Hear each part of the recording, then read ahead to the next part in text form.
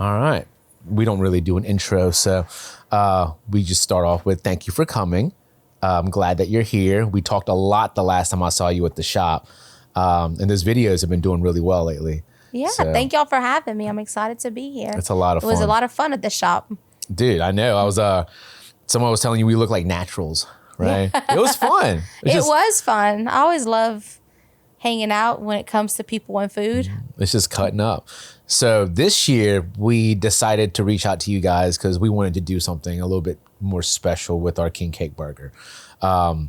Previous years we've just gotten a really large king cake, cut it up, and then we did it that way. But this year, you guys are making us our very own like mini king cakes. Yep. So I can't wait to show everybody the video of like how it's made, like behind the scenes, because it's so fun to watch. Your husband was just, dude, he was killing it. He loves it. Whoever thought that my customer tech guy would become a scientific donut maker? Yeah. I like it. So you were telling me the last time how long y'all have known each other. So it's very bizarre because I moved here in 2000 and he is right at 10 years older than me. And he was supposed to go to Hammond. He had got a job with Verizon Wireless, and he was supposed to go to Hammond.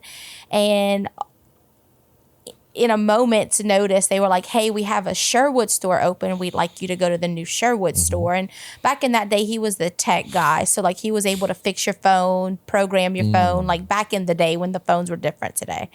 And we opened up my first store in 2000 on Sherwood, and I moved away from home. I left everything I knew and wanted to be close enough to home, but wanted to be in, I always was very much wanting to be a city girl, and I love the creativity and the culture of a big city, but it was close enough to home.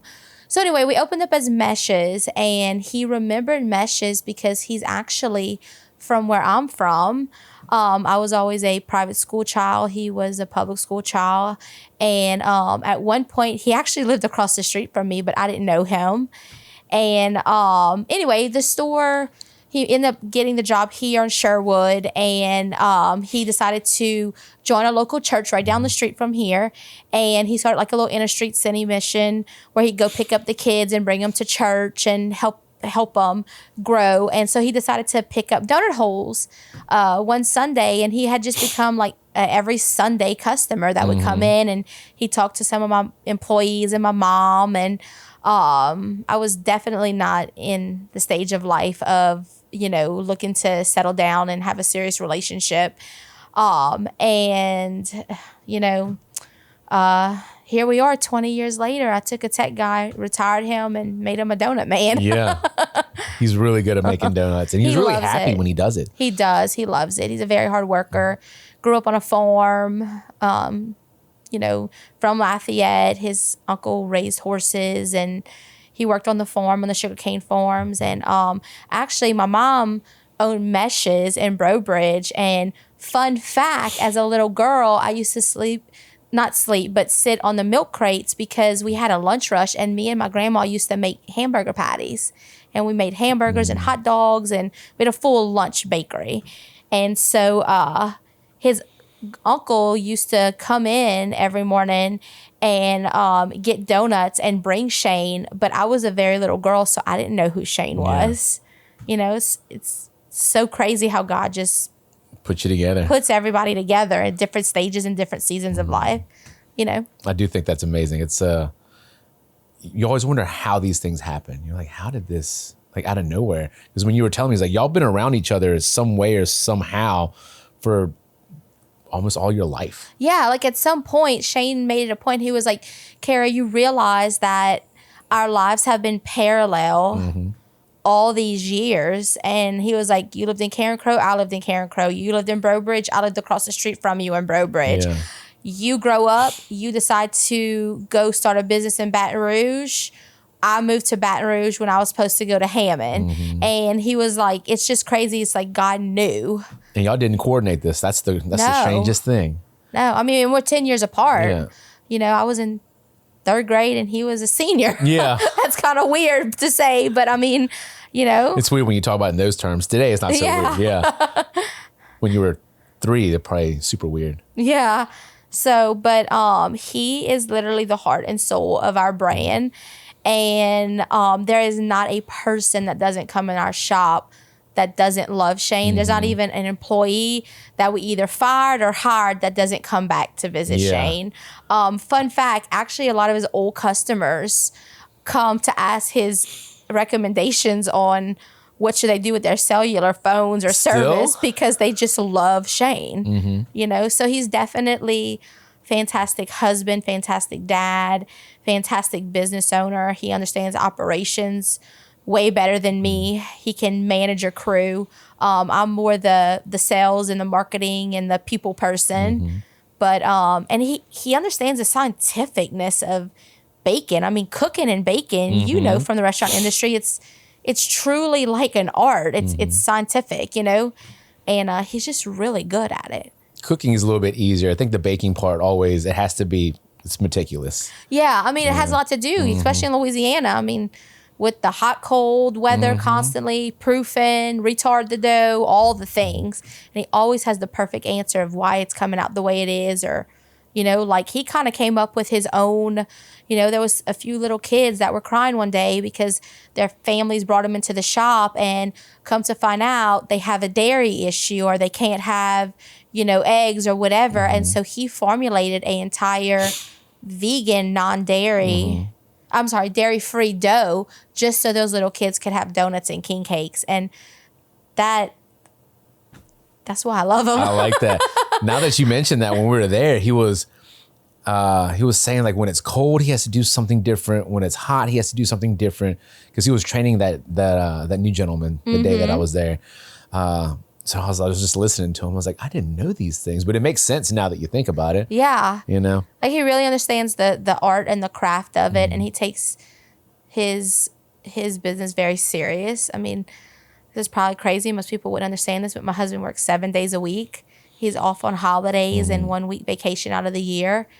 And, you know, I'll share another little fun fact, because we are a Christian-based company. There's not a moment you don't walk into that shop that you don't see a Bible on his desk where he's praying for the community or having customers come in to pray. Like, he really loves people. I love that. That's very cool.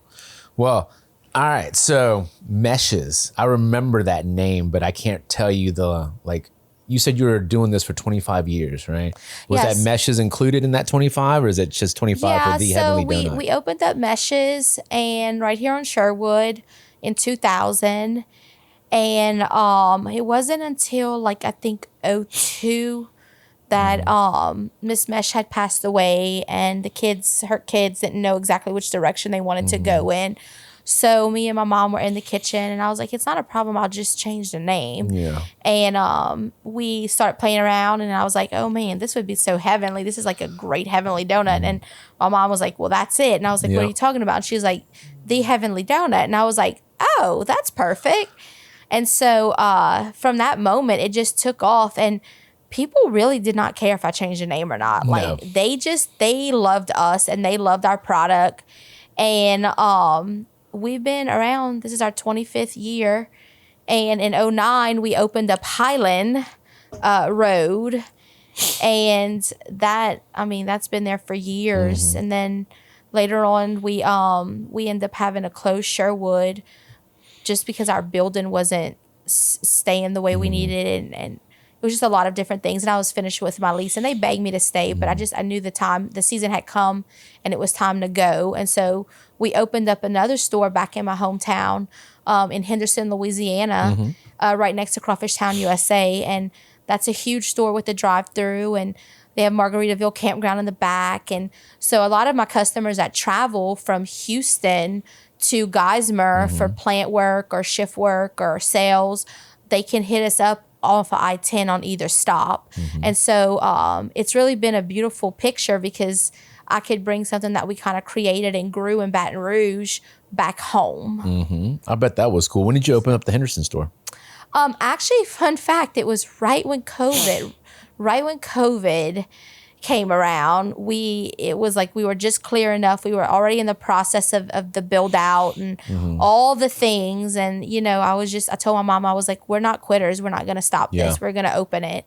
And we opened it. And ever since we opened it, it took off.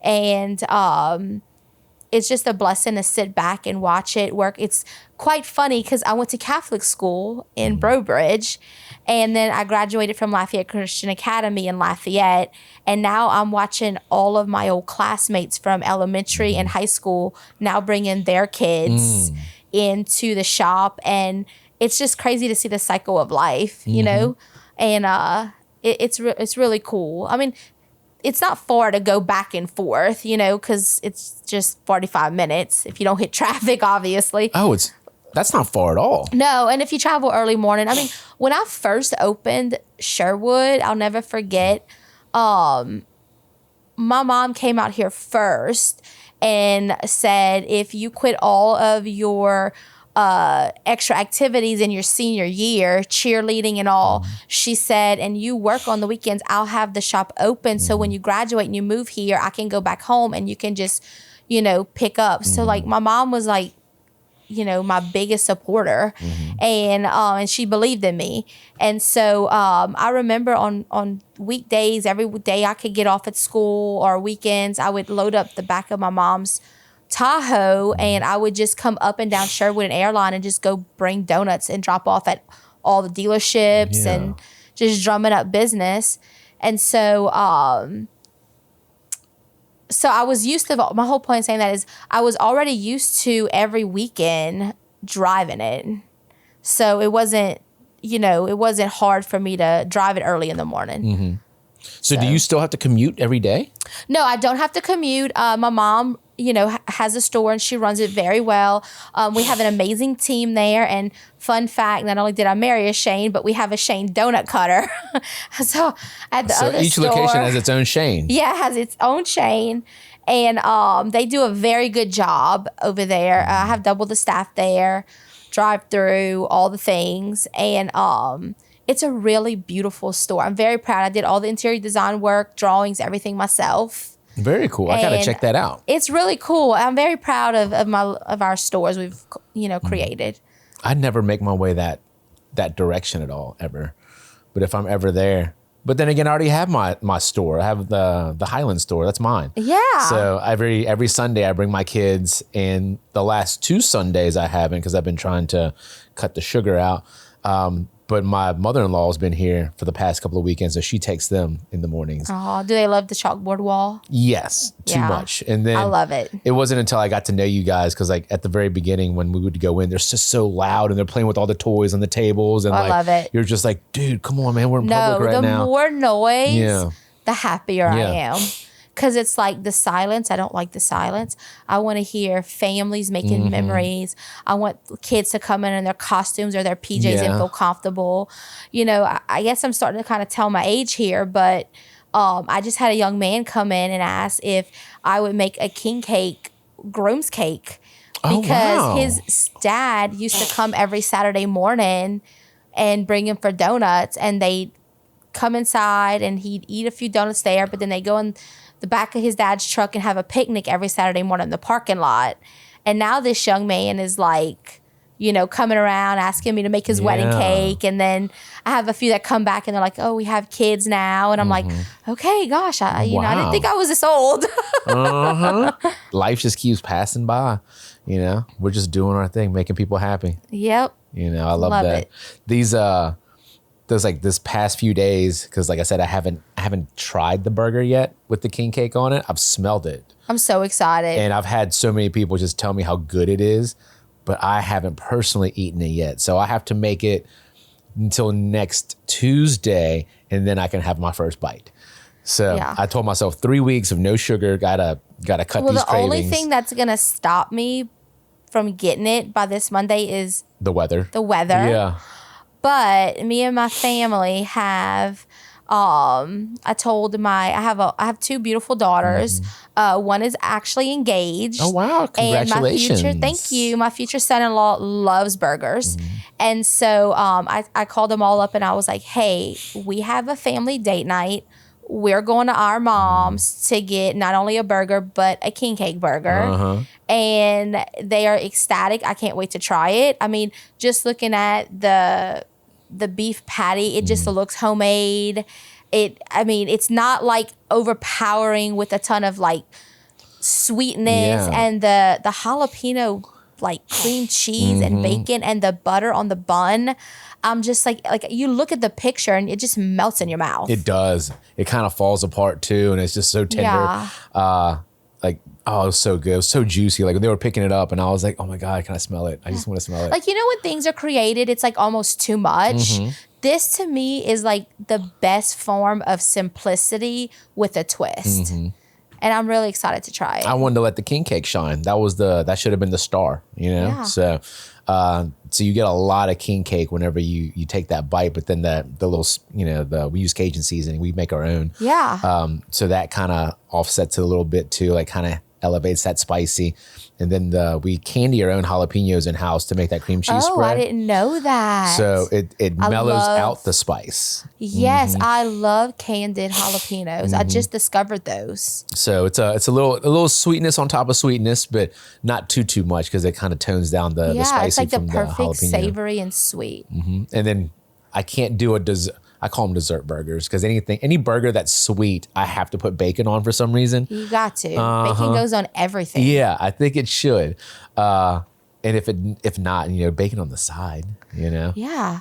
No, you have to have bacon. I mean, got to have a maple bacon donut, maple bacon chocolate king cake. You just got to have bacon. Bacon is like a staple. You sent me back with that maple bacon king cake. The staff tore it up. Did they work harder? I don't know. They always work hard. So I don't know if they worked harder, but it didn't make them work less hard. I'll tell you that. Well, maybe they danced because that's a good cake. It's a good one. I watched you make it. I was like, wow, that was so good. Once again, no sugar until Tuesday, Monday or Tuesday. Is it Tuesday? I'm going to look at my calendar because I put it in there 3 weeks. It's a Monday or Tuesday. I just can't wait. I've been pretty good about it, but it's the worst time to start a diet. You really can't diet. Okay, so you really can't diet in Louisiana. No, there's no season. About moderation. I mean, my husband is like the prime example. The most healthiest person you'll ever meet. Like, wanted a powerlifting rack for our wedding gift. And I'm like, dude, I own a bakery. But over the years, we found out that he actually has gluten issues. So this man makes all this product and he can't even eat it. But it doesn't stop him. Like, he's made gluten-free cookies, all kind of things. So it is definitely hard. It's hard to, thank God he's not a temptation type of person because I would not make it. Yeah. I'm terrible when it comes to willpower, especially when it comes to sweets. Yeah. If it's sweets, once it gets in my life, it stays in my life. I have to very actively keep it away. So then it's just cravings. So I don't know exactly what hormone it is, but it's just, I feel out of control. Like I'll stand over a cake, especially a king cake during king cake season. I will stand over a box and have a conversation. And by the time the conversation is over half that king cake is gone. And I'm just like taking slivers at a time because the smaller the piece I cut, like, it makes me feel better. Yeah. I'll cut off a little piece. I'm just going to eat a little piece. But then I eat half the cake in little pieces. So, but I do that without thinking. And to be honest, it sounds like I'm complaining about it. But while I'm doing it, oh my God, I'm having the best time. Well, of course. It's like I don't need a huge expensive shopping trip. Of course, that's amazing. I do love to shop. But I mean, just give me good food. Good food, yeah. I mean, and my kids tell me that all the time. They're like, Mom, before TikTok ever started, you were the ultimate OG food reviewer because everywhere we went, you would savor every bite. You would take a picture of all your food and then you would tell everybody about it. And I'm like, yes, because I'm just like, somebody spent a lot of time making this and somebody, it's like a creative craft, and we live in the best state where the people are amazing and food's amazing and you can make so many incredible memories through food. That's why I love doing what we do. It's the look on someone's face when they eat and it's the look on someone's face when they come back knowing what they're about to get. So Yep. I love that that feeling of just, I'm a people pleaser. I love making people same. happy. There's just something that fills my Same. cup, you know? Yep. And it doesn't matter, because the question always is, well, you're doing this for other people. What do they do for you? And I don't focus on that part. Yeah. We were talking about that before. Yeah. One of my sayings is give without expectation, because when you expect something and you don't get it, you're let down. I think in my mission statement on my website, and I talk about the vision is that, like, I want every kid to get a pink sprinkle donut and their whole world's falling apart. But when they have that pink sprinkle or chocolate pink sprinkle donut, it's like instant magic and their whole world's put back together, you know? And it's quite funny because I have a lot of adults that come get a sprinkle donut and I'm like, is your world falling apart today? Do you need a sprinkle donut? And they're like, yes. I need a chocolate sprinkle donut. So I wonder, is there a way to make half a donut? Because the reason why I asked that is my kids will waste so many of your donuts because they just eat the top half. And then there's a bottom half left over, which is, I am not a food waster. Yeah. So I will eat their food. And then it's like a chore, but I'm enjoying it. Let's be honest. But then my breathing gets hard, and then I start to snore at night when I put on the weight. And you know, when you fry them, you got to have some meat to it. So you don't want them soaked in a bunch of grease. Yeah. But we do make a lot of minis, mini donuts, and we do those a lot for weddings or corporate events. It's like a mini donut, like a donut, like a mini. Yeah. We have 3 versions of donuts. We have mini, we have our regular standard size, and then we had like, you know, a gourmet, we call a size, which is a real big donut. But yeah, we make minis all the time. Because, that's for them. For me, the cronut, I want to watch you guys make a cronut one day. I would love to see how that's done. That's my favorite didn't one. Understand. Then the fritter, the apple fritter is my second. Didn't get it. You know, I didn't get why it was so good. Why did people keep calling for these things? Why is it so good, by the way? Well, I think, okay, so croissant dough is croissant dough, right? You could shape it into a pastry, a donut, whatever. But I think it's the fact that, first of all, we instead of baking our croissants, we fry our croissants so they're crispy, right? Yes. But I think, to be honest with you, is our glaze isn't just powdered sugar and water and a splash of vanilla. Like, we have a special recipe for our glaze. And so I think once the croissant is, you know, the right amount of flakiness and the crisp of the crunch, and then the glaze, it's like the most, from what they tell me and from what I tried, it's like crispy and soft and sweet, and it's like the perfect amount of sweetness. And so For my palate, for sure. Yeah, and I mean, people are crazy about these cronuts. I have people that call and reserve them from New Orleans and come get them. Plant workers, you know, a lot of their shift changes are cops between 4 and 5, and we, you know, we kind of have in the business, like, no one really opens at 4 unless you go to, like, you know, Whataburger or something. So from 4 to 5, I'm really the only place you can get like fresh breakfast items. So I get hit really hard between 4 or 5, and it's like a race. Who's gonna call to get the cronuts the fastest in the morning? You know.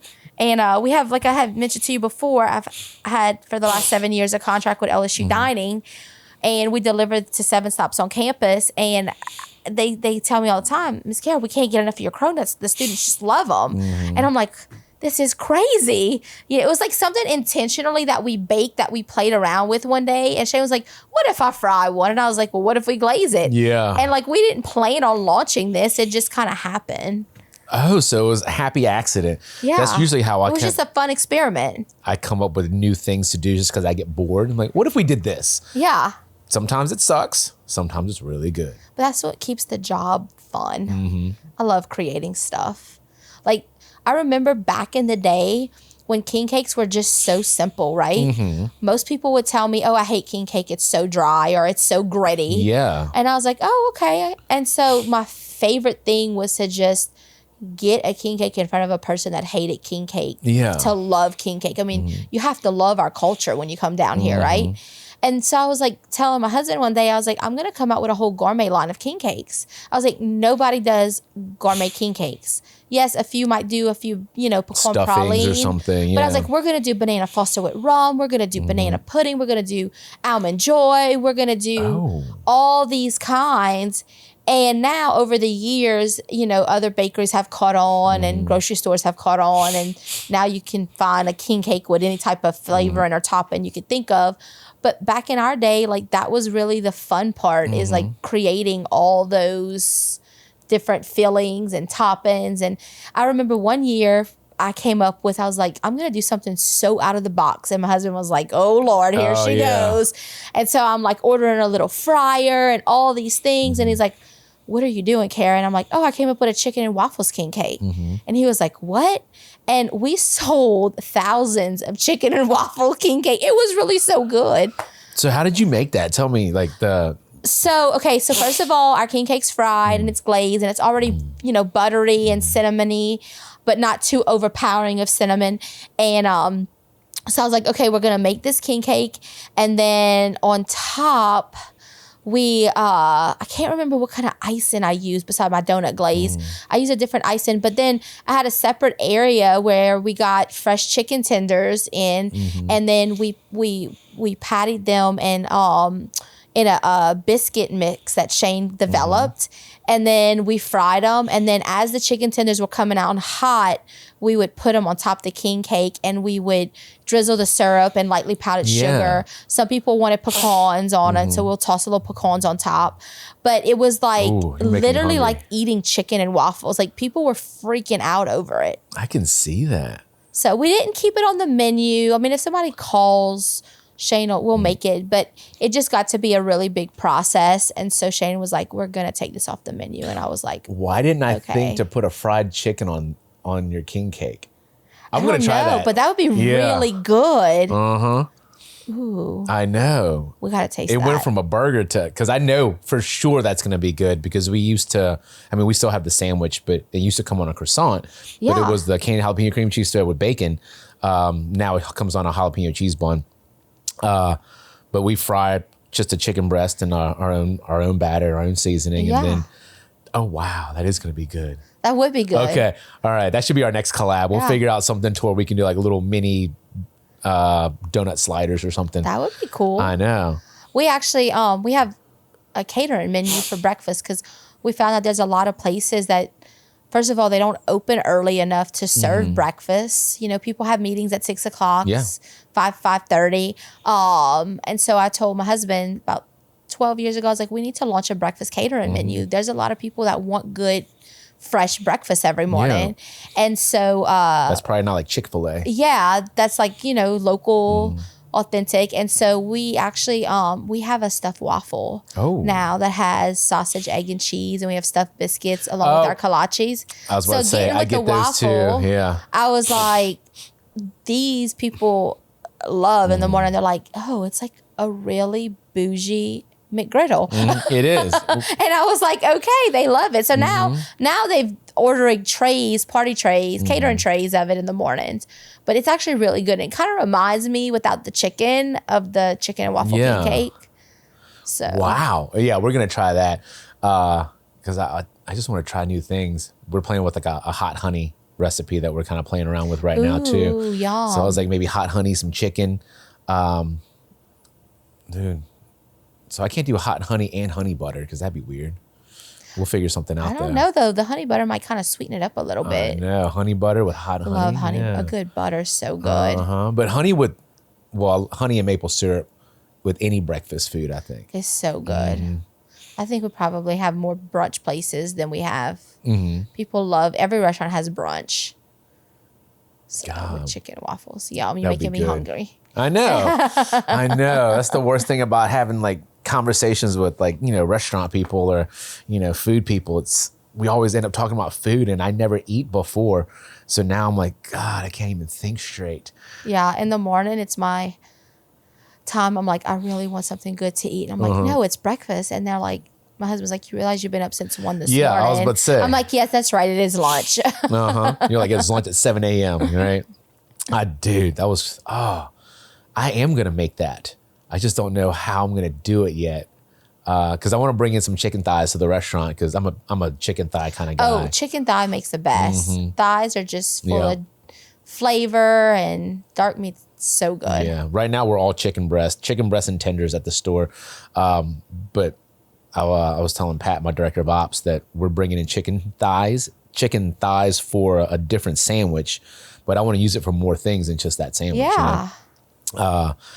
Because I like trying new things, but I like trying new things with other people who like to try new things. Oh, I am so a foodie.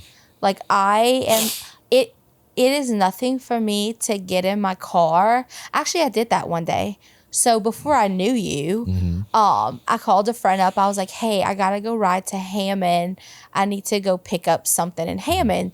Do you want to come with me? And she's like, yeah, because we never know where we're going to end up. Yeah. And I was like, okay, so this was probably like 5 years ago or so. Well, we ended up at our mom's, and that was the first time I had ever experienced your restaurant. Didn't know anyone there. Great service, by the way. But we had the mac and cheese with the pulled pork on it and the barbecue sauce. And I was like, this is so good. And she had a burger. And I took a bite of her burger, and I was like, it brought instant childhood memories back to me and my grandma sitting down, patting thousands of homemade burgers. Yeah. So you know the taste. So I knew the taste, and I looked at the burger, and I was like, I could look at that burger and see that like there was love put into that burger. And that was the first time I ever had, your food. And it was all because like, I don't care where I'm going. I'll drive an hour and a half. Yeah. I'll drive 30 minutes. If there's something new in town and it looks good, I want to try it. I love trying new things. It's my favorite thing about this food industry that we're in is it doesn't matter where you go eat. You can always find ideas of what you want to do when you come home. Yeah. It's almost like a mini vacation. It is. I told Shane when we get older and we retire, which I don't think I'll ever retire because I don't stay still long enough. But I was like, I just want to do a foodie trip. Like I want to just take the state of Texas and I want to go visit every single donut shop. So he surprised me. I think it was when I turned 31. He surprised me with a trip to New York. Oh. And we went to New York, and that's what we did. We visited every single bakery, every single donut shop, like all the food we can get in. And it was just really cool because we actually got to see like so many different ways of making things and how they view things. And that was the first time I remember trying Junior's cheesecake. That was like a fun experience. I didn't know that was like a long staple. Yeah. But man, that was a really fun trip. We just did one, and that's when it's just me and my wife, all we do is we eat and we drink. That's it. So it's like a little bit from every place, so you can hit a bunch of locations. But my stomach's not big enough. Right. I stretch take a bite. I stretch it. So, but every time we go, I just want to eat so much, and then I feel so miserable. It takes like 3 days when I get home to like basically not eat to feel normal again. Because this past time I was like, Nope, give it to me. I want to try it, Yeah. But it's so good. That's all we do Isn't it fun though when you walk into like a local place and you're like, hey, I've never been here. What would you recommend? And if you happen to get the manager or the owner, their eyes just light up and they're like, oh, let me tell you or let me show you. And there is nothing funner than when a new customer walks in the door. By the time they leave, I want them to feel like family, You can guide them a little bit and you're like, get this, get this, get this. Yeah. That you are right about that. I love when I ask people, what should I get? Because I don't order based on my taste. I order based on other people's taste. Tell me what I should get. Right? Like we've done that. Actually, we do that a lot. We'll just be like, all right, pick us, 2 appetizers, pick us each an entree. We trust you. Just bring it out. Yeah, we just love to share. Yeah.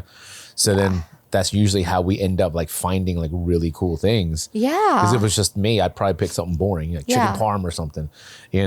There's so much better things when you go like to all these restaurants. They just have those staples that everyone knows about. But dude, tell me what you're known for. Like tell me what excites you. Because if it excites you when you work here, chances are it's got to be really good, right? Well, it's so funny because Shane and I, we always joke like our whole love story and marriage is over food, right?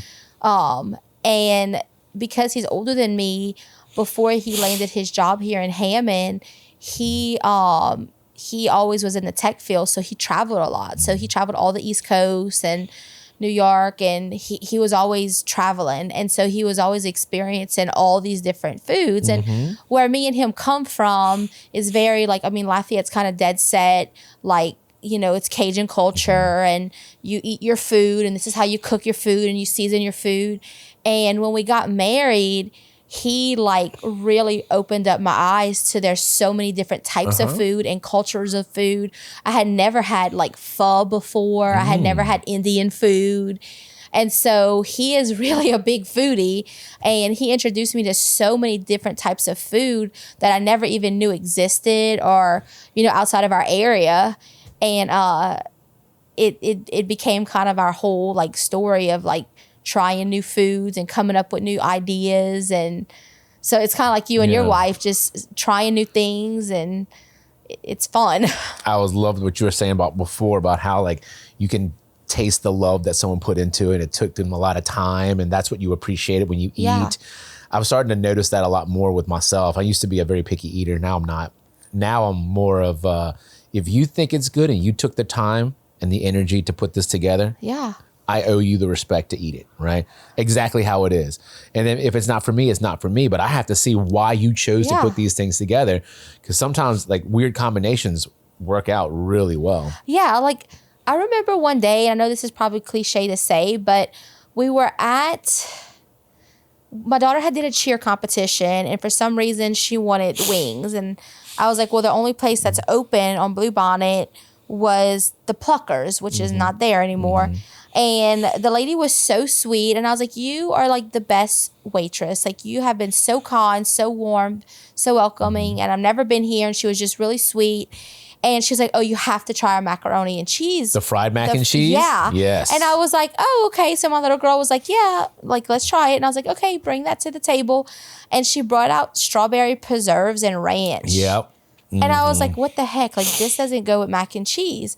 And it blew my mind. And I still, to this day, this has been like 17 years ago. And I'm like, oh my God, like strawberry preserves and ranch on mac and cheese, fried balls, kind of changed my life.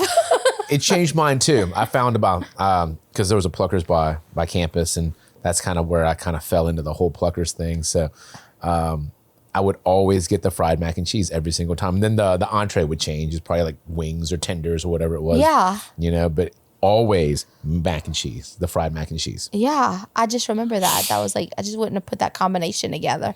So my whole point is, yeah, sometimes you just got to let them make us try new things. Because you never know. Yeah. My wife will do that. She'll cook something, just try it. I'm like, oh, wow, that was really good. Yeah. Like cottage cheese, right? Yeah. Right? It just looks gross. But she made me eat it. And then she bought me one. And then I was like, it's really not for me. So she didn't give up. She found a different brand. I think it's like Good or whatever it's called. But whatever brand she picked last time, I was like, I could eat this. Yeah. You know, fills you up, gives you a lot of protein, you know, kind of put it in eggs. And I've been eating it kind of not raw, but a little bit of salt and a little bit of honey. Like I'm trying a local honey. It's just my allergies because they're so bad. So I've been trying this out. I have a buddy who keeps some bees off of Drusilla. Okay. And so it doesn't get more local than that, right? Yeah, I love local. I'm using it, and I don't know if I feel a difference, to be honest, because my allergies are always so bad. I'm on like 4 different things every day for allergies. It's Louisiana. Because if I wasn't on this, I can tell you it's really, really bad. Yeah. Like I'm probably this far away from getting shots. I was going to say I'm this close, but I'm not that close. I hate shots. So allergy shots, so it's got to be real bad for me to want to get shots like once a week. Yeah. You know? You want to be able to feel like a human. Yeah. Well, speaking of cottage cheese, so our youngest daughter is a freshman, and she's always been a competitive cheerleader like her sister. And this year she decided to try out for powerlifting. And her favorite meal, because, you know, she has to really watch it, her protein and stuff. And she is just so strong. It just blows my mind. And I think it's all these years of just throwing girls in the air and, you know, she's a strong girl. And every night she's like wanting to make this power protein bowl, and it has cottage cheese, avocado, ground turkey with taco seasoning, and then she does the Mike's hot honey over it. And I thought she would have hated cottage cheese. She fussed at me. She's like, Mom, why have you never bought cottage cheese? And I was like, well, I didn't think you would like it. And she's like, every night she wants this bowl, and she loves it with the honey and the cottage cheese. So that's funny because I'm gonna start adding meat to it now. I never thought to add ground meat. Oh, and sweet potatoes. Oh, it is it's everything it's like she needs. Whole protein, and so we make it at home a lot when we do get a chance to cook because it's gluten free and it's like a whole family favorite. I did not think my whole family would love it, and they've turned out to really like it. Is it a lot of cottage cheese in this thing, or is it just enough to kind of bind it together? No, you have a balance of each for sure. What would you say in that bowl?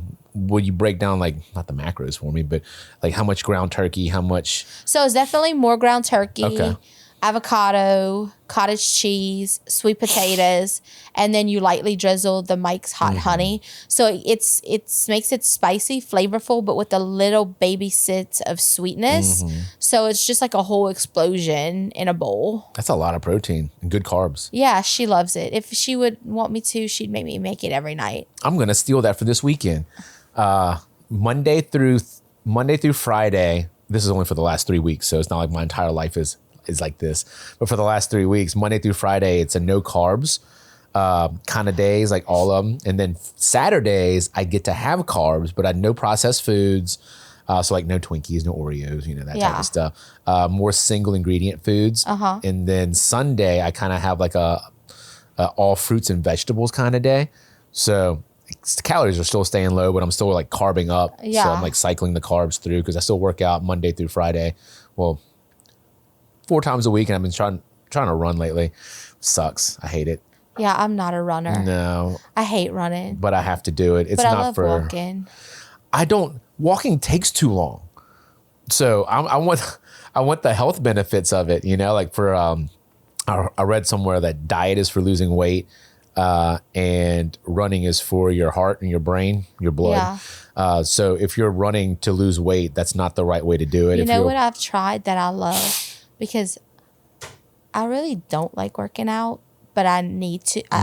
Don't you still have that power rack? You have to do it, right? Especially in the restaurant industry. It's like you feel like you're running a marathon every day, right? Your body's exhausted. So it's like you go home and you don't want to work out.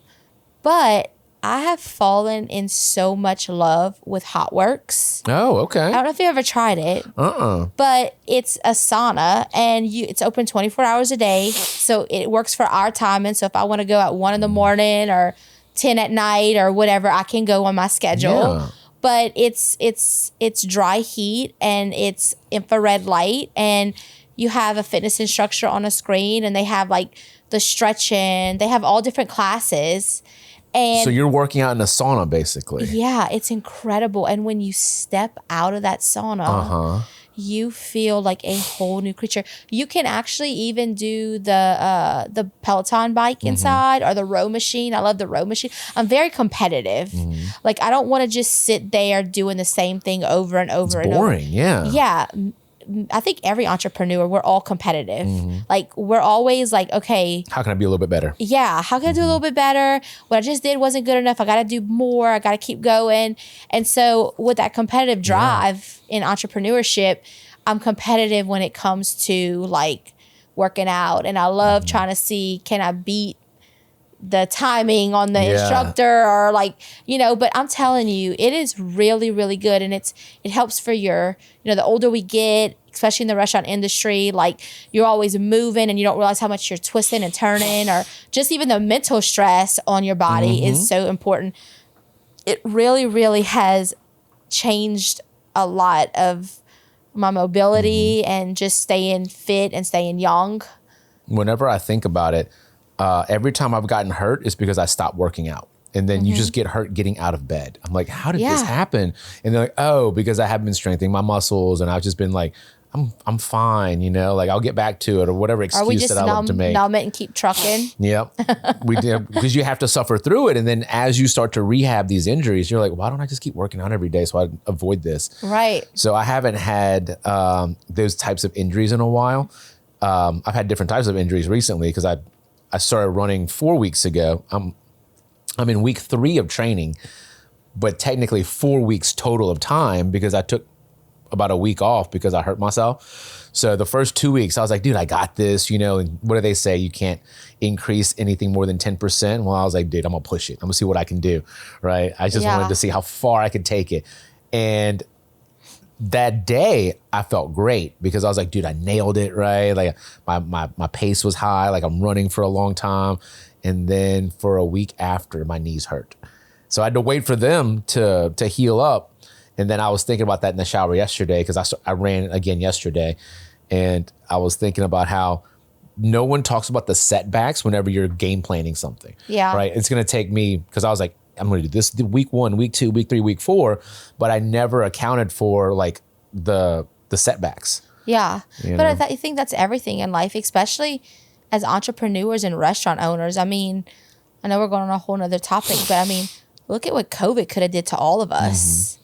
But we all were resilient. And even though it set us back where people couldn't come in our facilities, we found a way to bring food to people's houses. And we all came together as a community.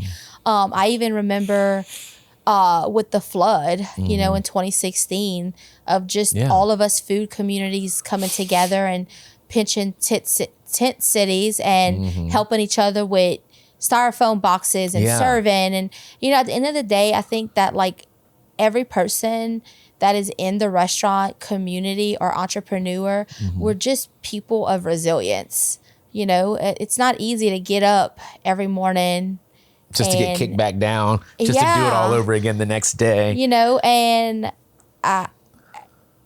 it's just, we might get kicked down for a moment, but we're not quitters. No, we don't stay down. Nope. We get knocked down a lot though. Yep, we do. I heard someone say this the other day and it kind of stuck with me. Failure is not the opposite of success. It's a requirement for success. It is. Failure isn't failure if you learn something from it. It's a lesson. There's always a lesson in learning. And I'm the kind of entrepreneur, people come ask me all the time, especially a lot of the younger generation. They're like, oh, I want to be a donut shop owner or a bakery owner. And I'm like, okay, sure. I'll have a conversation. They'll ask for advice or whatnot. And I'll sit at the table and I'll tell them everything I did wrong. Yeah.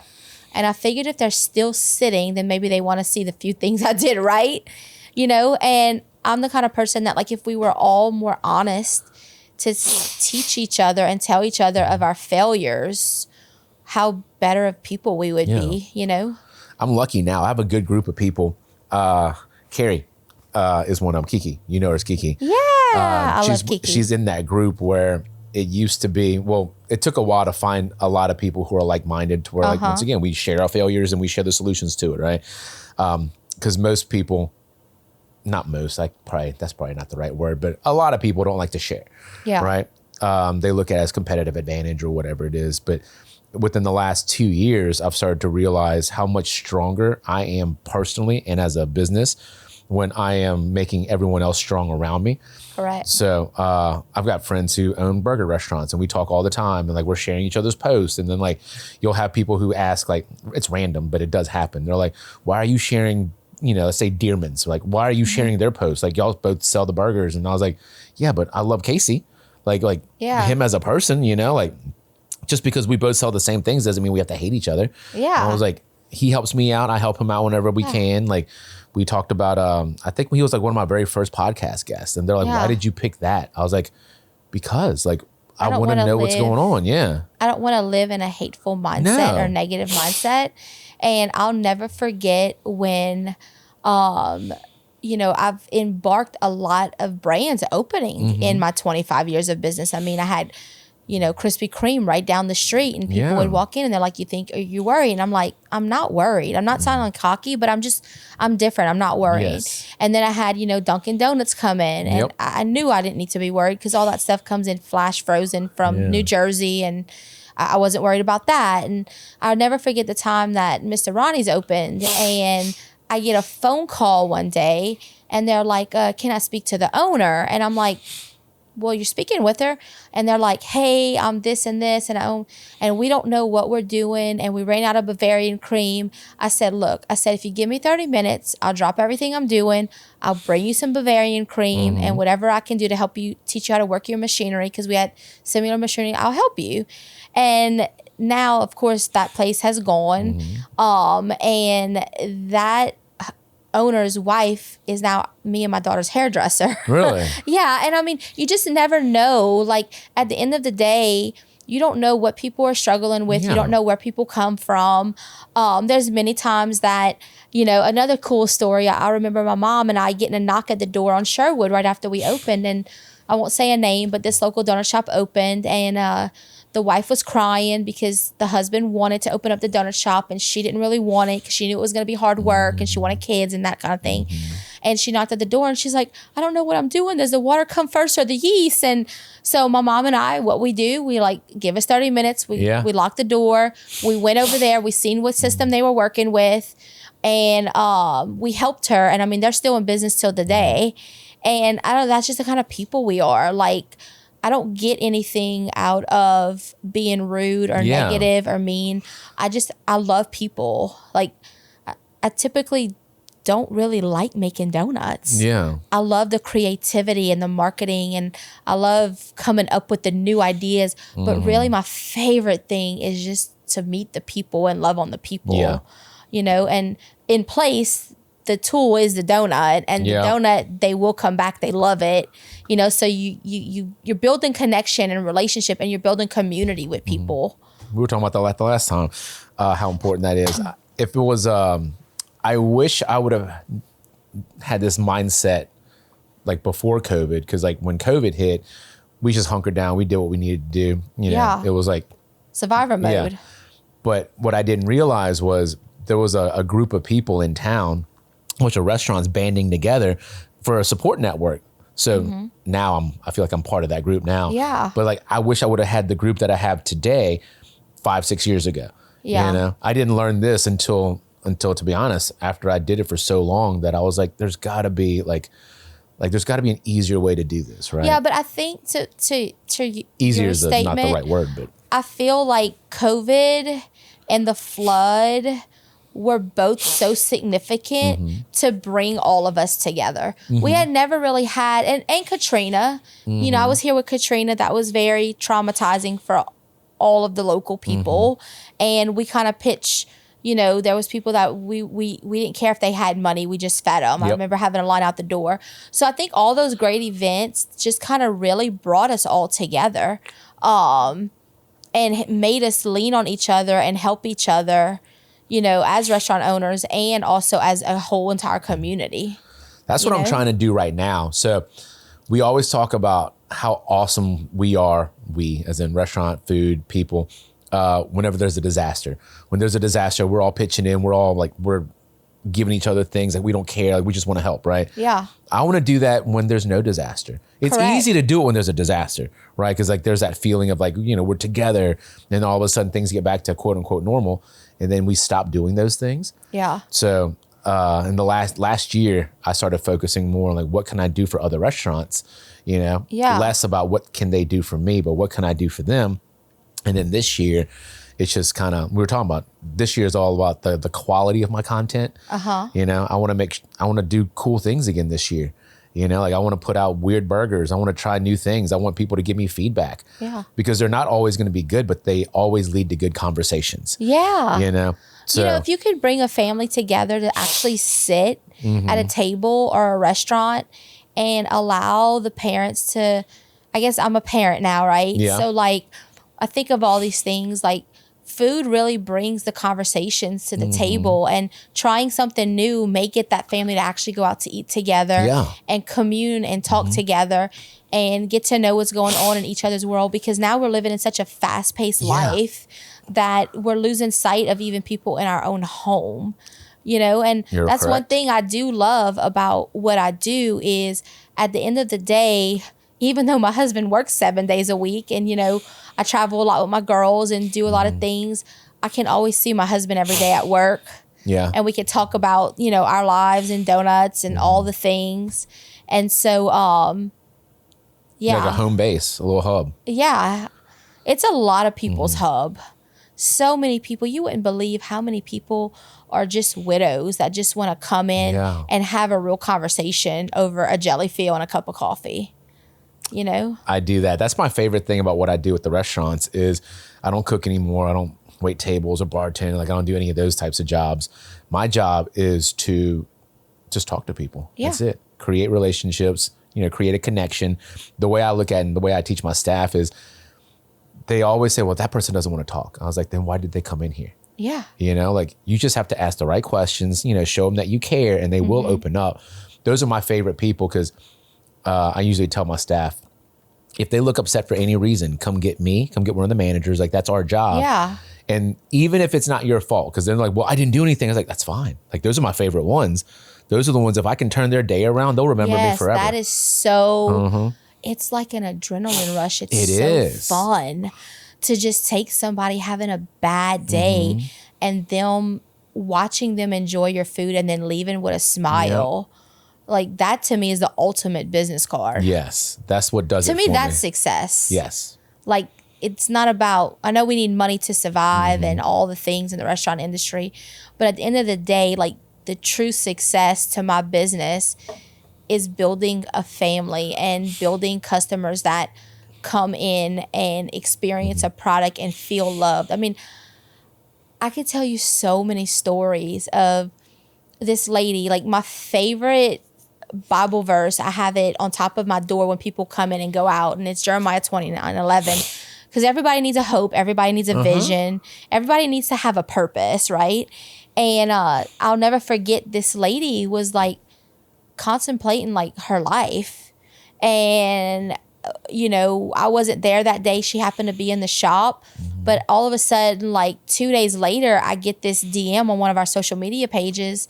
And my husband is like, Kara, have you read that? And I'm like, no. And he was like, just read this. And she wanted to thank us because she wanted to eat our product as a last thing. And when she looked up, she was really angry with God. She had went through a lot of trauma and things in her little life. And when she looked up, she seen that scripture as she was leaving our doors, and she read it. And she said she went to her car and she just started crying. And she wanted to thank us for having that on the wall, that it didn't matter if it was meant for anyone else, but it was meant for her that day.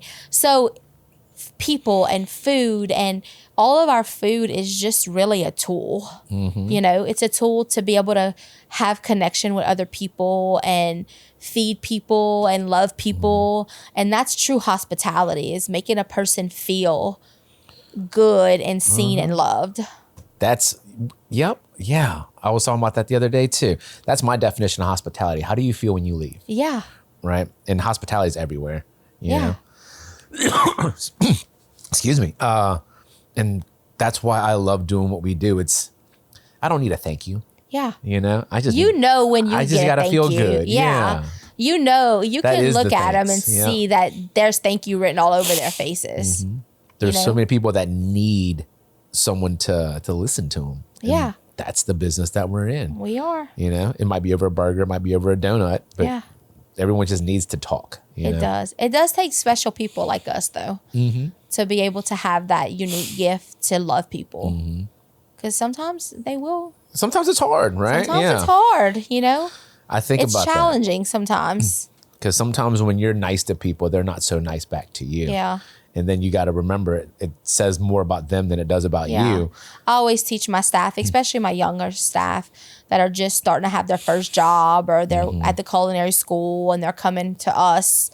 And I'm like, you never know what is going on in someone's world. So when they're being snippy or rude or ugly to you, you just have to love them where they're at and just show them love, give them an extra free donut, send them out the door. I promise you they'll be back. You can't let them change who you are. And there's this one video that I saw years and years ago. It's a Chick-fil-A video. Twice I've talked about Chick-fil-A today. But it was a Chick-fil-A video and it says everyone has a story. Yeah. And then you're walking through, because like we always project our lives onto somebody else. Like, well, this is what's going on in their life, but no, that's what's going on in your life. Yeah. Right. And then, like you might have just got a promotion at your job. You might have got diagnosed with cancer. You might have got a divorce, right? You might have got engaged. There's all of these different people and all of these different lives that walk through your doors every day. But if you treat everybody the exact same, you're going to miss out on so much connection. Yeah. So you have to get to know them. That's the best part about it. You ask more than one question, Yep. How are you today? Right. And it's like, you have cool. to care. Yep. If you're not following up with questions, to me, you don't find anything out. I'm not gonna say you don't care, because sometimes you're busy. So it's not a determination of how much you care, but it shows the other person, like they mean something, Yep. That's why I like doing what we do. I do. I love it. I have to love it. You have to. It's work. It's 7 days a week. It's hard work. But I do. I love it. I wouldn't do anything else. I tell people a lot, like, I choose to do this. Yeah. For sure. You can take these skills and do anything, Yeah. So it's not like you're making donuts, you're making burgers. Like, that's not what you're doing, but you can take these skills that made that possible and do anything with them. Yeah. So, and there's a lesson that I teach my team too. Like, well, when am I ever going to need like, waitressing skills or something? Like, I was like, every time you talk to somebody. Yeah. I was like, but they don't understand that until they get close to graduating. Like, well, I don't know how to interview. I was like, practice with the guest. Like, have the conversation with them. Training tool. Like so many different personalities coming through here. If you mess up with one of them, talk it through. Like, why did we mess up? Why did we not make a connection, right? Yeah. Chances are it might not be what you said or what you did. It's just this personality, or it You're might be building what they're... people skills, and they don't realize that starting out in college or even high school, I hire a lot of high schoolers, starting out and giving them a good foundation of customer service and people skills. They don't realize that those skills from that small job one day will be almost like a college for them. I have developed, Shane and I, several amazing young kids. They're young adults now. But one of them actually graduated from the Culinary Institute here in Baton Rouge, and she got an internship and is like amazing at making these amazing chocolate pieces. Ooh. And when she worked for us, she made king cakes. She fell in love with the art of making our king cakes. She would stand and braid king cakes for hours. She just loved it. And now today, she is working for a world famous chocolate company out of Chicago. And every time she comes back into Baton Rouge, because she's originally from Texas, she flies into New Orleans just to come see Shane and I. Yeah. And it's funny because when she first started working for me, she couldn't show up on time, so I fired her. Yep. And I was like, you have to understand, restaurant business does not work like this. And if you go and ask for us on your resume, and like, I can't lie. I'm not going to lie. I'm not going to tell them you're a good worker if you don't show up on time. And so we fired her, and she came back a week later crying, I miss this job so much. I miss y'all. I want to come back. And she stayed with me for like 3, 4, 5 years. Every now and then I'll go to the mailbox and she'll ship me some truffles or macaroons and I mean, there's just so many success stories. I have another young girl that worked for me that now is married with 2 beautiful children, and she started a whole baking career.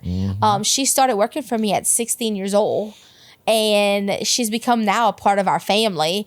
And she's like, Miss Kara, she was like, she could make my bank deposit. She could pay my bills. I literally taught her every asset of the business.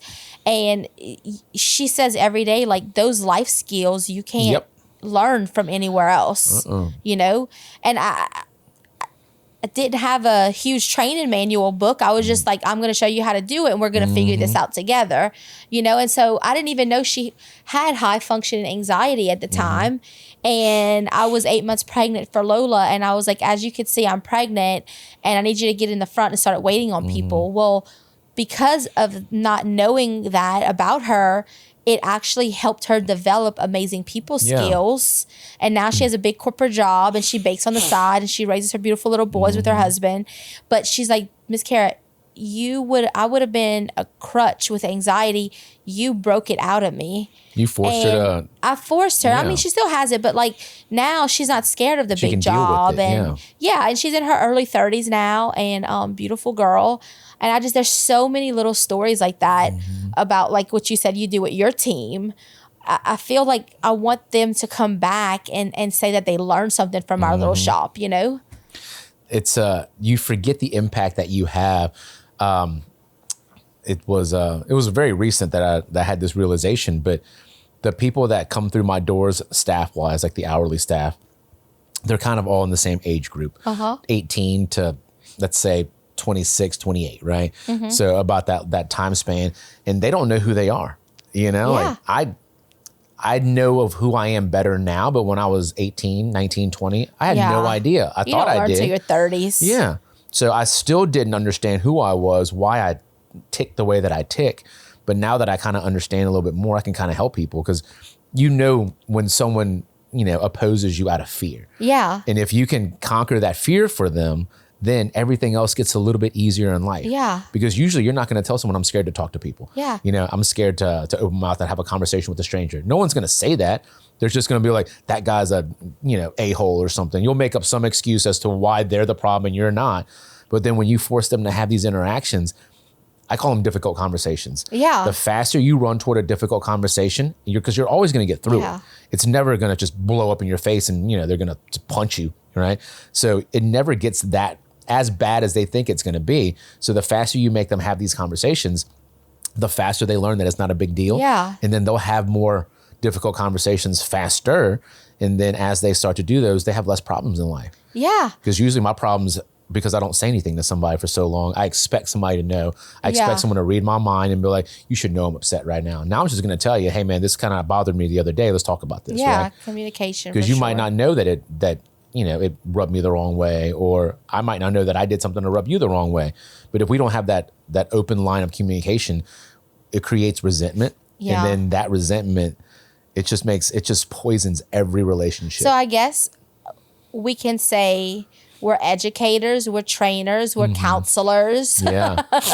I mean, we really do a lot for all of us restaurant people. In our community really do a lot for our local youth by preparing them for the job force, preparing them about sanitation and customer service and, you know, treating people with love and having those conversations. Like, we're more than just a job. Yes. You know? I used to be very proud of what we did. Now I'm more proud of how we do that. Yes, agreed. You know, Same. because for the longest time, I just focused on winning best burger every year. You know what I mean? Like, that's all I cared about. We got to crush it. We got to make sure service is good, you know. But now that part, I feel like should always happen regardless. Yeah. You know, like that's how you run a successful restaurant business, I always teach it's always nice to get a reward, right? Or a certificate or a plaque. But if I'm 100% transparent with you, none of that stuff really moves me. What moves me is having that customer that it feels like the only person in the room at the moment be the reward. And that customer will tell you if you're the best burger, best donut, best kolache.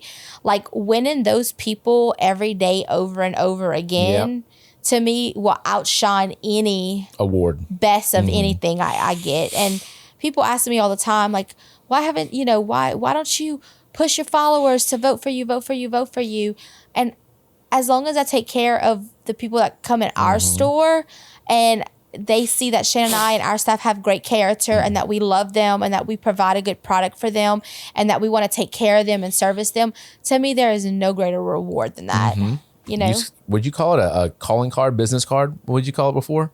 Like, that was the best calling card when Business people come card? back? Yeah. Yeah, they're like your walk-in business card. I mean, you're still to this day word of mouth, whether it be word of mouth on a video, a TikTok, socials, a review, like that is the ultimate still word of business mouth, card and the ultimate reward you can get, you know? You know, it was super cool the other day when we were at the shop. God, I'm not even exaggerating. probably like 10 people came through and talked about how awesome it was and that they drove from so far away just to get XYZ. Because it was never the same thing. Yeah. It wasn't like I came here for just the king cake or the donut or whatever. It was like all different things, but like no less than 10 people. And I was like, wow. And like we were talking about that. I was like, that is probably the most impressive thing that you do. You know, it's not the fact that you make your donuts and stuff from scratch or, you know, it's more like that. Like, yeah, that's what I care about. I care about when they hear heaven, you know, the Heavenly Donut or Shane and Kara Castille or my girls on the streets, that we really love our community. We love what we do. We love serving people, and that we're good people. And that's why, you know, when I first opened, I mean, we didn't have social media in 2000. I didn't even know what a marketing budget was. I had never went to college. I knew more of a sales approach. Like, I'm going to go get my food in front of all these people and sell them, right? So fast forward all these years later, you know, not having a huge advertising budget, right? Like, I was a young kid, 18 years old. My mom co-signed her whole business, her house, everything. And she was like, you're either going to do this or we're going to lose everything we have, you know? No and pressure, I paid right? off her loan in like less than a year. And I just remember thinking, every time somebody comes and asks something of me, I'm going to show up. If that little girl needs a fundraiser, or if that school needs breakfast for their staff, or if this one needs a donation, I'm going to say yes. And I'm going to put my product, and I'm going to love people. I never really thought about what I would get back in return. yeah. I just knew that if I took care of people, then people would return feel valued, and they would take care of my little business, which they have. 25 years, they have really taken care of me and my family, and I'll always be forever grateful. Yeah. My dad actually said, because my dad actually came here to LSU, and then he transferred over to UL and met my mom and got married. So my dad came visit the other day because he lives in Port Barry and he's retired, and he was with Frito-Lay. He was in sales, and he won national salesman out of all of the United States for Frito-Lay. He was district manager. Yeah. Wow. I'm very much like my dad. Like, we love people, and my mom loves people, but my mom was like a really hard worker. And so I have such a good combination of both of my parents. And so my dad was telling me, he was like, you know, Cara Marie, do you realize you've lived in Baton Rouge longer than you've lived home? Oh. And I was like, it took me for a moment. I was like, yeah, I did. I got married here, had my kids here, had my business here. That's where your life you'll is, never forget home, but like, Baton Rouge is my home. It's your home now. And all the people of Baton Rouge, I'll always be grateful for giving this little 18-year-old girl a chance, you know, to create something. I love that. You forget that without your community, you're nothing. I am. You know? Yeah. Once again, the lessons that you learn too late in life, for me anyway, but I'm glad that I learned them now, you know, because it's the more you put out what you want in this world, the more you're going to get back out of it. Yeah. In that kind of same manner. It takes a little bit, you know, it's not like one-to-one. It's not like I do it today, I get it tomorrow, but eventually it will. There's a guy that used to work for me in Hammond when we first opened up. I had to let him go, you know, made a mistake, served underage, you know. It was a very difficult termination because great guy, right? Yeah. And well, sometimes we make mistakes that have consequences. So I didn't realize that I terminated him, and we're friends now. And he's a real estate agent now, and like he wants to give back to the community. And with like the video stuff that we do, it's a little bit easier for me to do this than most, I guess. So I was like, dude, I'll go talk to people with you. You know what I mean? Yeah. Like you want to highlight the community, like, dude, that's what I'm all about. You know, I won't put like my restaurant on it, right? But I'll help you get their name out there. I'm still helping people, but it doesn't have to come from the restaurant, right? Yeah. And then I was like, so he introduced himself as, you know, I used to work for him and this and that. And I was like, why did you stop working for me? He's like, because he told me that. I was like, oh, dude, like I had to fire you, you know, like I didn't even remember. But then the lessons that you learn from being fired for doing something, he's like, I worked at other bars after that. I never once did that again, you know? Yeah. So you got to learn the lesson. Of course. You know, and that's But when people can thank you for doing the hard thing, because in the moment, no one wants to fire anybody. No, like, that's the last thing that I want to do. Yeah. You know, but I have to protect my team. I have to protect my brand, the guests that come in. I can't leave like one person who hates people on my serving staff. You know, like that's not going to work. Like no matter how much you want to be like, you know, treat people as equals, they have to act like it. Well, one bad apple will ruin the whole culture of the company. And it's so fast. And I didn't realize that because right after COVID, probably a little PTSD on everybody's part about like hiring and getting the right people in. So there was a period where we left the wrong people in for too long. And that's never hurt us more than anything. Like that hurt us more than actual COVID did, leaving the wrong people in there. Oh yeah, because no one will ever completely understand the sacrifices of time and work more than the actual owner that is in the business grinding, having the financial stress, you know, leaving their kids, leaving their spouse, whatever they have to do to make it work. It becomes like a whole baby, right? Yep. And you have to birth that baby. And so you're putting a lot of effort and time. And so, you know, if you talk to any of my employees, they're always like, oh my God, Miss Carrie, you're so meticulous. And I'm like, yes, I am very meticulous.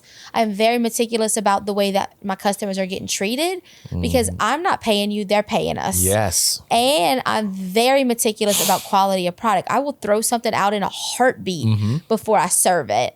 And I think that's a true testament to like what you said with hiring.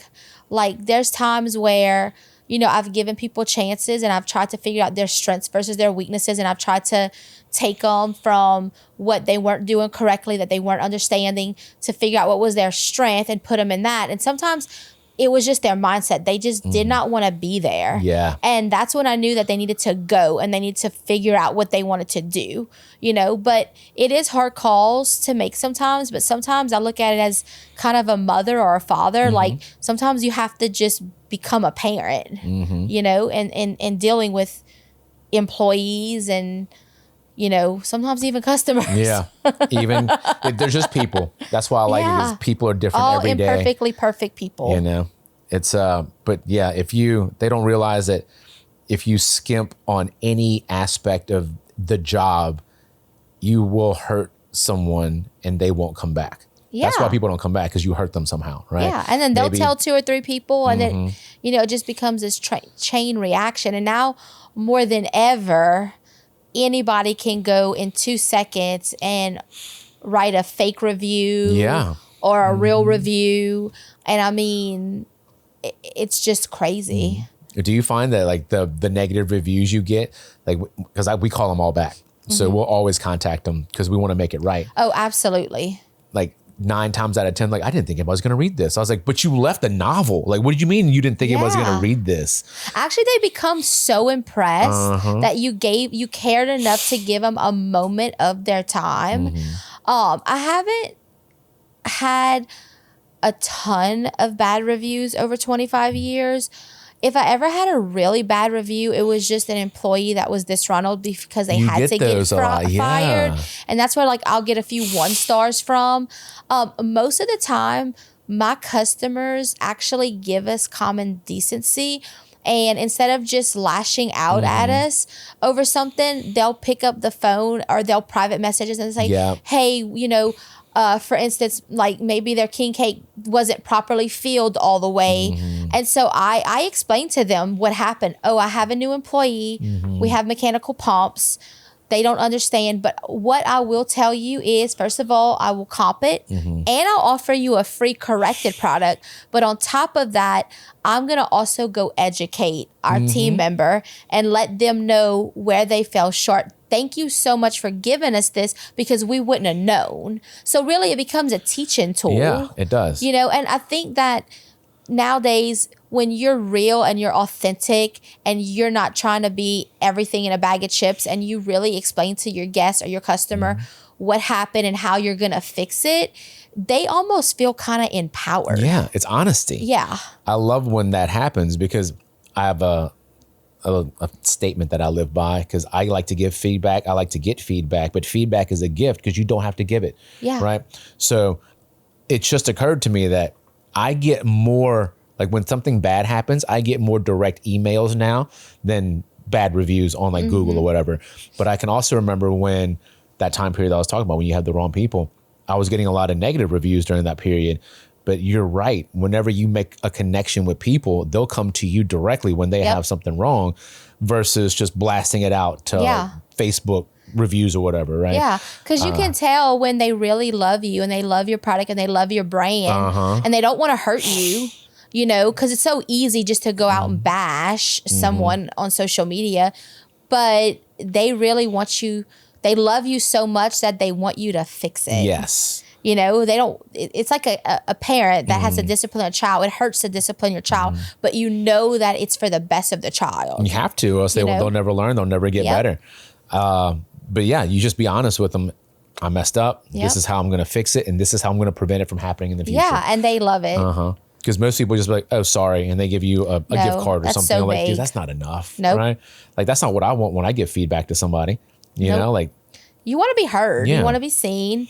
You want to be, you know, you want to apologize, all the things, you know, and then they actually kind of feel like they contributed to your business in a way. They all do. You know? I love feedback. So a lot of the things on our menu right now have been because someone suggested it, and, you know, give the people what they want is kind of how I live. Yeah. Right?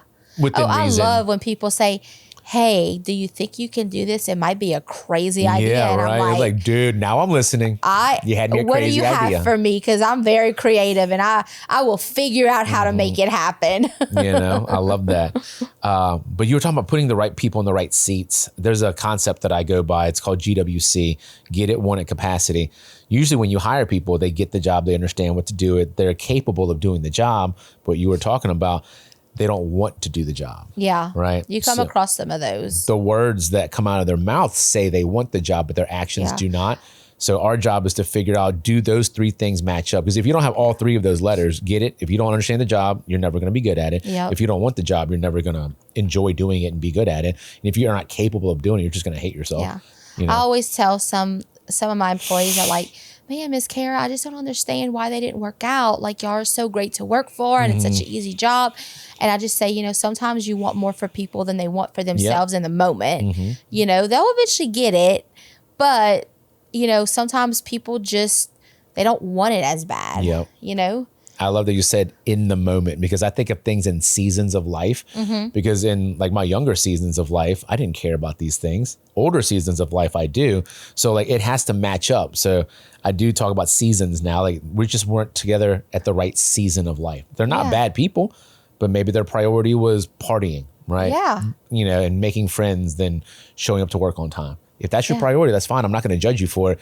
But guess what? You can't work here and affect all these other people. Yeah. You know, by showing up 2 hours late. You know? Yeah, no. You can't do that.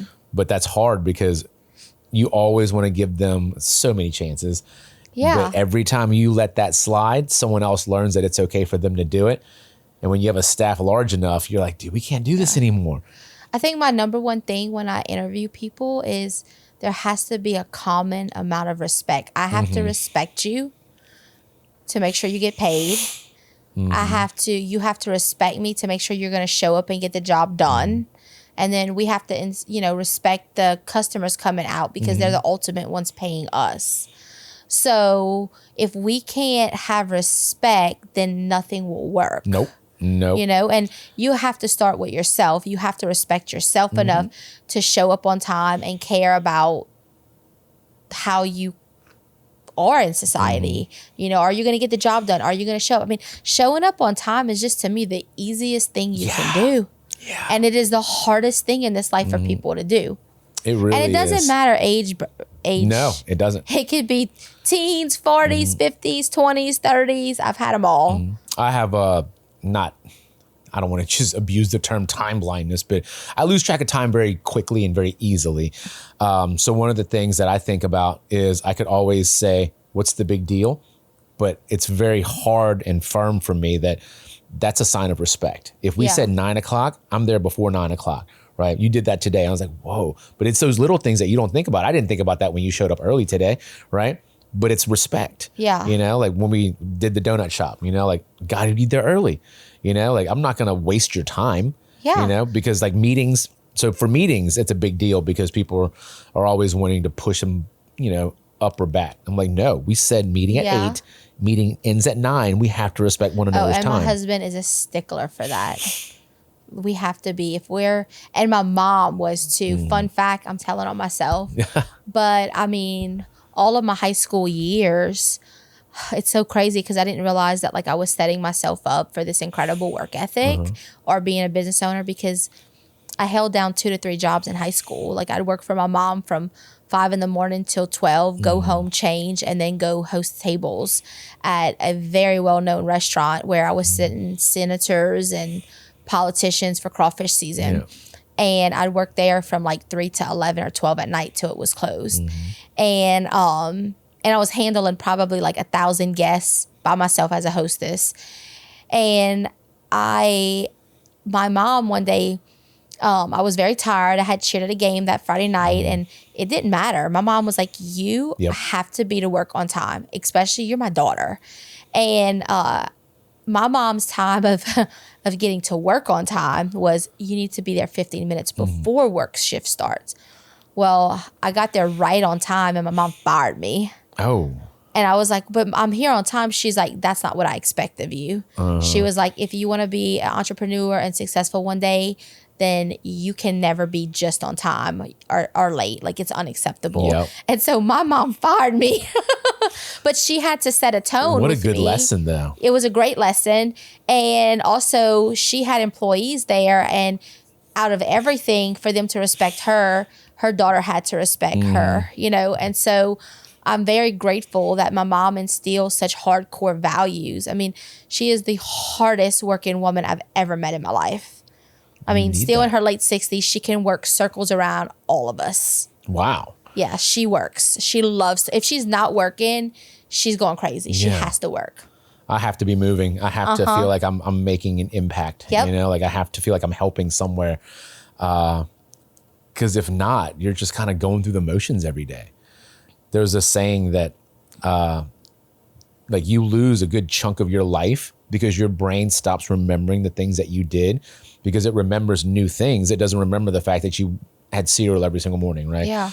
Or that you drove the same way to work, or you like clocked in the same way, or sat down at your desk and did the same stuff. Your brain doesn't record those things. It records new memories, because sometimes I'll go through like periods of my life, like, what did I do? And you can't think of anything. Yeah. Unless you create like a new event or you create something that's memorable, your brain won't remember. And I was like, how many years have I wasted not creating new memories? Yeah. It's just kind of going through the motions and going through life. I don't want to live that way anymore. And I don't want my kids to live that way. Yeah. See, I was never wired that way because I knew early on as a young child or a young teenager that you could never stick me in a box in a cubicle, because I could never work for anybody else in a way. Because I'm so creative and I always see how we could do something better. And I have a big vision and it's like that's not always acceptable in the corporate world. Yep. So sticking me in a box in a cubicle is like death. Yeah. And for me, I just knew that if I had to do the same thing every single day, you might as well bury me. Yeah. And when I met my husband, our lives were kind of chaotic. I mean, first of all, I had a baby. I had been married before and I had a tragic divorce. And so I was a single mom. And then I met Shane. And when we met, I'll never forget, I was passing in front of Mr. Rick's Capital City Grill on Sherwood, where I used to wait tables after I'd run my business. I'd go help him. And I remember telling Shane, I was like, look, this is where I'm going. This is what I'm doing. And if this is not where you want to go, then you need to know now. Yeah. And with his sarcastic humor, he turned around to me and he was like, I mean, I can't wait to holler out hot donut holes. Yeah. And I was like, okay, you're my guy. Let's do this. But my whole life is I never know what order I'm going to get that day, where I'm going to end up, what I'm going to create, who's going to come into my shop. Yep. And I like the monotony of not having the same routine every day. I thrive off of that. I think it's where my ADHD kicks in is if I had to do the same thing every day, yes, I could do it. Yes, I would do it because I feel like integrity and character is everything. If I don't have that, then I don't have anything. So I've always done a great job, but in my brain, I just feel so miserable. It's the same thing every day, you know? And I did that. Out of college, I worked for a big corporation and crushed it, did amazing, but I hated every second of it. Yeah. It was crazy. I went back to get my master's.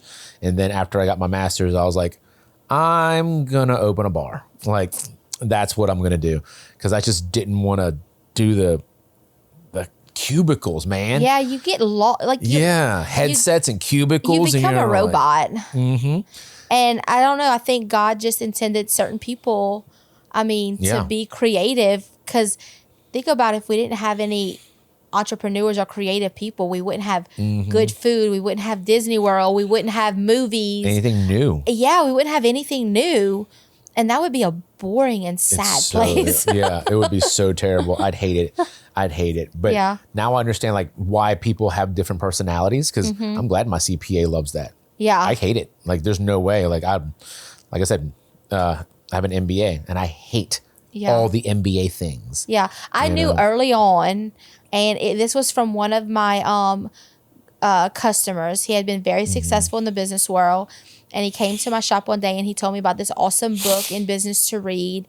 And I can't remember the name. I was about to say, dude, you got to share that with me. I have to share it with you. I can't remember the name, but basically it was all about entrepreneurship. And he was like, he's like, I know my numbers, but I don't know. And I was like, what are you talking about? And he said, Kara, he was like, just because you open up the business, you can't do everything. You can't be the bookkeeper, the creator, the marketing. Sure, when you first start, you might have to kind of start that.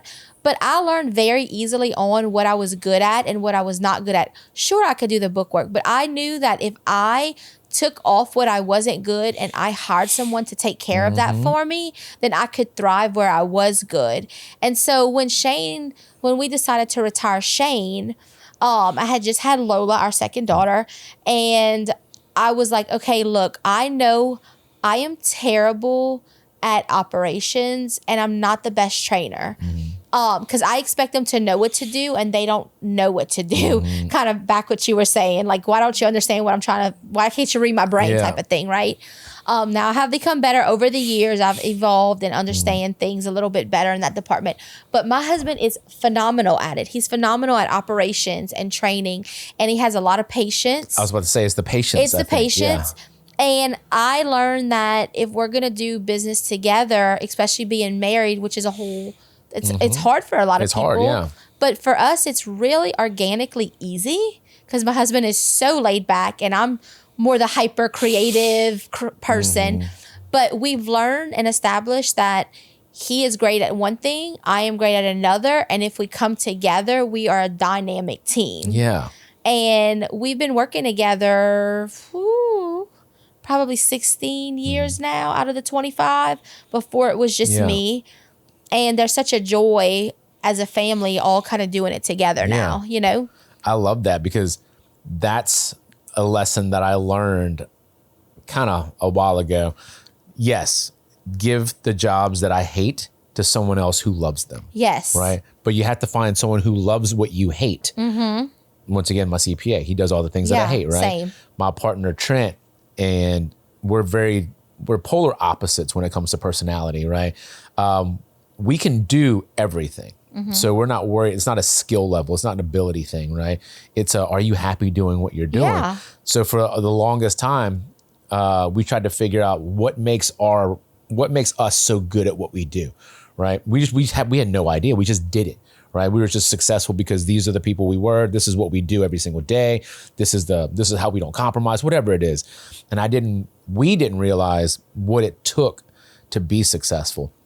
But it takes that opposite to you, because whatever you're really good at, you need to find someone who's really good at what you're not good at, and then you throw respect in there. Yeah. Because without respect, then it's like, well, I'm doing this and you're doing this. Like, no, you do what you're good at. I do what I'm good at, which is the people side, because I love the people side. Yeah. But people side for Trent, they change. So he was like, we talked about this already. Like, why is this blah, blah, blah?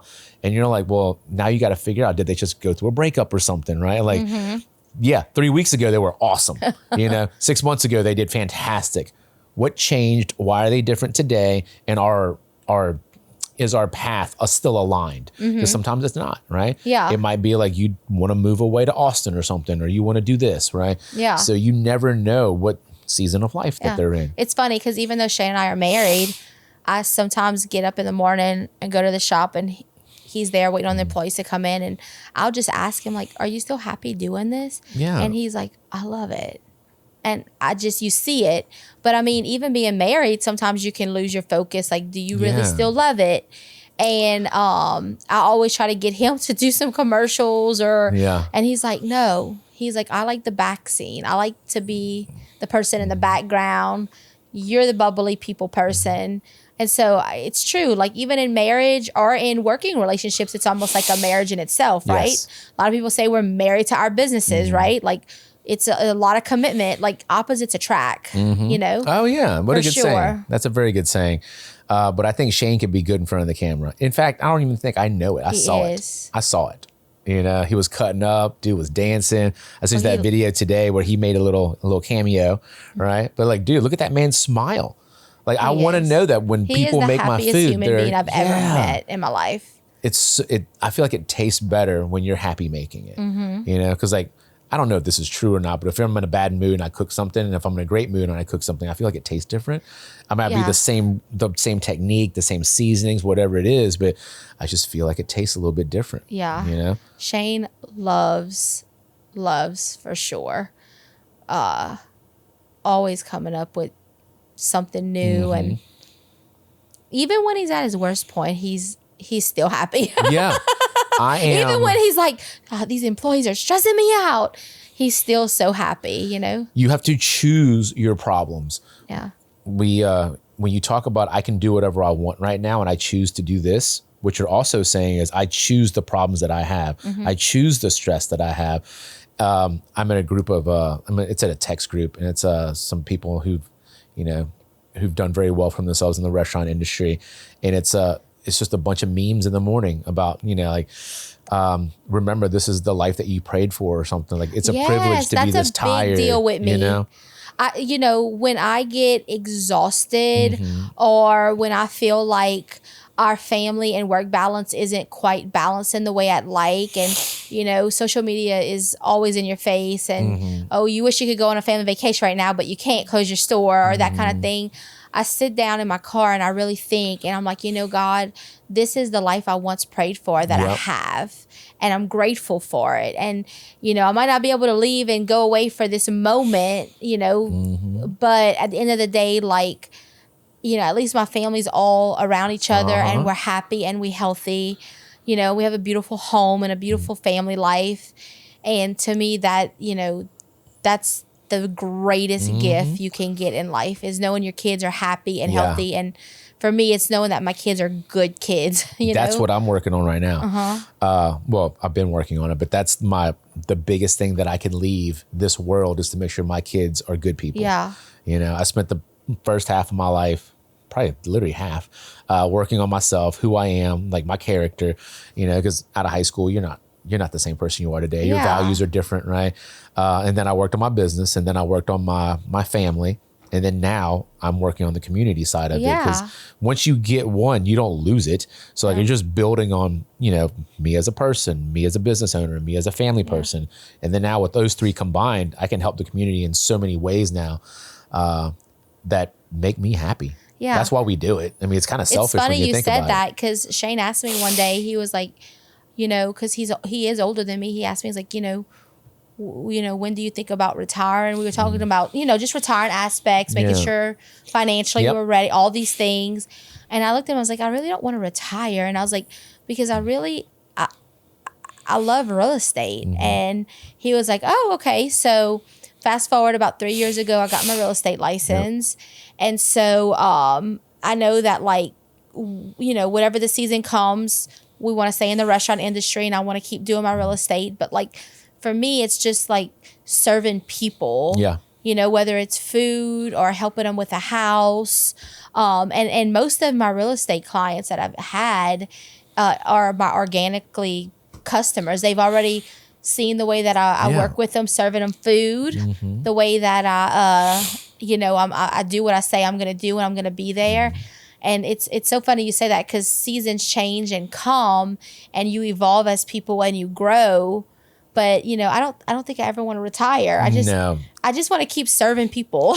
I don't want to stop working. Same. But I stopped doing jobs, if that makes sense. Yes, like, for sure. I stopped cooking. I stopped bartending. I stopped managing, right? I stopped doing these things, but it doesn't mean you stop helping people. Yeah. It doesn't mean you get your working, freedom of time for yourself to decide.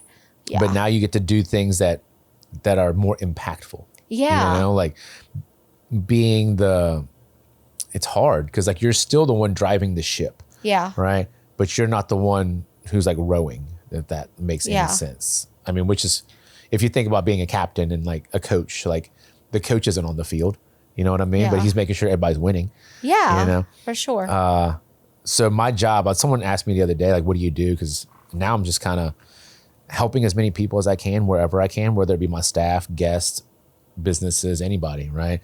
The more that I can help, the more happy I feel. And the more happy I feel, the more I want to do it. I think you just nailed the whole podcast. The more you help people, the happier we are, whether it's through food or community. Anything, or loving your kids, loving your wife, loving your family. That's where ultimate joy It does. Comes from. And now that I'm more aware of what makes me happy, I do more of it, So now it's like, oh yeah, turning someone's day around, dude, put me in. I got this. That's like, amazing. I don't mind a good challenge. In fact, I love a good challenge. Yeah, same. Give me something hard, I'm going to do it. Yeah. And then I'll figure out a way to teach it to somebody else, and then I'll step off and do something else that's hard. Yeah. But I was just looked up the time. I was like, I didn't realize we've been yapping for almost 2 hours. Oh, have we? Yeah. How crazy. Oh. How crazy. Well, we both are talkers. I know. And we're both passionate people. But I love this podcast, though, just to get to know you a little bit better. I felt like I just barely got to know you the other day. And I love the energy that you put out. Oh, thank you. Thank you for having me. You're very welcome. We'll do this again for sure, because I'm definitely going to do something with Shane, because I think I want to come in there one day and do another king cake burger video. Oh, yeah. He would love that. Because he was just having a lot of fun with this last time. Oh, I did tell him that I would make him a gluten-free bun. Oh, yeah. And I put some king cake icing and stuff and then go and get all the burger, the sides. I was like, I know you're gluten-free, but we have to figure out how to get you a taste of this burger. If you bring in a gluten-free one, we'll do it right then and there. Oh, okay. So we'll make it for you. Yeah. So he doesn't have to miss out. That would be awesome. So yeah, definitely do that for him and we'll take care of him for sure. Awesome. So I appreciate you for coming down here, but I appreciate you for making this king cake. What do you want? I've been struggling with what to call it. Is it a mini king cake? Because I want to call it a king cake bun because it's made specifically for this, but that's where, what do you think we should call it? King cake bun or a mini king cake bun? We'll just combine the two then. Yeah. A mini king cake bun. Because it's a king cake and it's a bun and it's mini. Yeah. And it's delicious. It's amazing. I can't wait to try it. It is, because the part that I like is when the sugar starts to crystallize around the outside of it. So it's a little bit crispy. And that butter is on the bottom on that grill. Oh my God, you're making me so hungry. Is it lunch yet? It is lunch for sure. But come Monday or Tuesday, I got to check the calendar, but I am eating a king cake burger. That's going to be the first sugar cheat that I have. So quick question. When does a king cake burger launch? Can you go now and order it? It's already then. Oh, awesome. We've sold a few already. We've had more people call and text about it than actually get it in-house. Okay. Because it's strange. We talked about it. It's almost like a gimmick. It gets people in, but it doesn't necessarily always sell because if it gets you in, you might still order your favorite. You might still get a barbecue burger, or a bacon cheeseburger. It gets them interested. Yeah. Yeah. So you have to be a little risk taker to go out your norm, What I've been suggesting to people is get one and split it with the table. Yep. So everyone gets a little bit, but you still get what you came here, what you wanted here. For sure. Because if I go to McDonald's, I already know exactly what I'm going to get. I'm going to get a Big Mac, with no lettuce, no pickles, and I'm gonna get a filet of fish every single time. For a Diet Coke. You know, so I know that even no matter what weird thing that they advertise, like I'm gonna go to get the McRib, and you're like, no, I'm gonna get a Big Mac, and I'm gonna get a filet of fish. Like I always get the same thing, and I know when people come to the restaurant, they do the same thing too. So yeah, it takes a little bit to sell, but Jeff's had one. I think he's eaten it twice now. Oh, how is it, Jeff? I know I don't have a mic on, but I rated about an 8.5. I like it. I'm a super sweet guy, though. Okay. I'll be honest, it's not one that you want to eat with your hands. Definitely suggest a fork and knife. Oh, yeah, for sure. Oh, yeah. Hey, 8.5, that's a good pretty rating. good, Yeah. It's pretty good. I've had other people give very similar ratings because it is strange, but it's good. Yeah. But it's decadent. It's super rich. Yeah. You know, like there's nothing about that says diet. No. You know? Well, there's nothing in Louisiana that says diet. No, you have to force yourself to be on king one. cake calories don't count, right? I wish that was the case. I'm terrible with king cake calories. I love a good king cake though. I just love a good anything Few sweet. more days. It's almost there. I know. We're so close. I just got to make it through this weekend, and then that's my next one. Hopefully the cravings, because what I'm anticipating is after 3 weeks, I can have sugar and it won't make me a lunatic.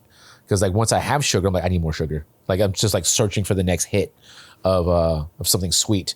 So that's what I'm hoping. Because if I can eat this and then I go, okay, my cravings aren't there, then I can probably start introducing sugar back into my life a little bit. But knowing myself, it takes about 3 weeks to kick that habit.